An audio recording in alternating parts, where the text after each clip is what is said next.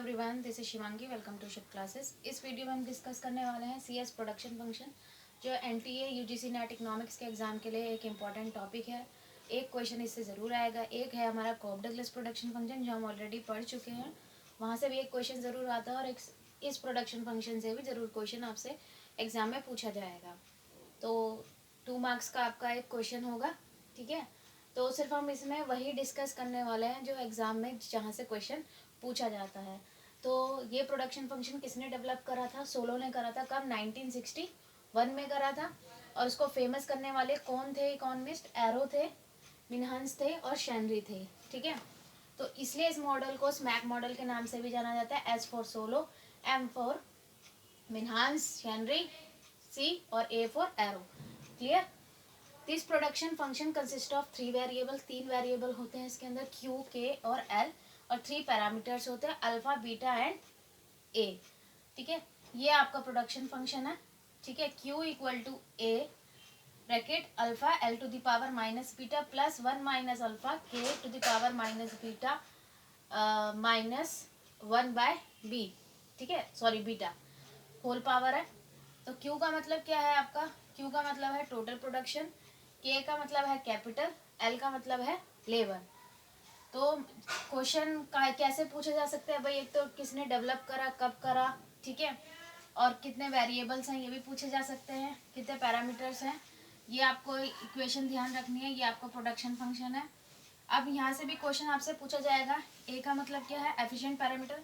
आपको मैचिंग में दे दिया जाएगा ए, अल्फा, बीटा, ठीक है, और आपसे पूछा जाएगा कौन किसको इंडिकेट करता है। तो ए क्या है हमारा? एफिशिएंट पैरामीटर है, जो इंडिकेट करता है स्टेट ऑफ टेक्नोलॉजी को, जो ग्रेटर देन क्या होता है? 0। अल्फा क्या होता है? डिस्ट्रीब्यूशन पैरामीटर होता है, कैपिटल इंटेंसिटी फैक्टर हम इसे बोल सकते हैं, और अल्फा की जो वैल्यू है वो 1 और 0 के बीच में लाई करती है। बीटा आ गया है सब्सटीट्यूशन पैरामीटर, जो हमें क्या बताता है? इलास्टिसिटी ऑफ सब्सटीट्यूशन बताता है। तो बीटा जो है वो ग्रेटर देन 1 होता है। तो alpha greater than 0, sorry A greater than 0, alpha greater than 0 less than 1, और बीटा ग्रेटर देन 1। तो इनकी वैल्यूज भी आपको याद रखनी है। ये भी आपसे पूछा जा सकता है। और ये पूछा जाए भाई elasticity of substitution CS production function में किससे डिटरमाइन होता है? तो बीटा से ये डिटरमाइन होता है। सीएस प्रोडक्शन फंक्शन भी क्या है? होमोजीनियस ऑफ डिग्री 1 है। इसका मतलब क्या है कि अगर हमें इनपुट, जो हमारे इनपुट है कौन? के और एल, ठीक है, के और एल इनपुट है, क्यू हमारा आउटपुट है। के और एल को एन फोल्ड से इंक्रीज करते हैं, तो जो हमारा आउटपुट है वो भी एन फोल्ड से क्या होगा? इंक्रीज होगा।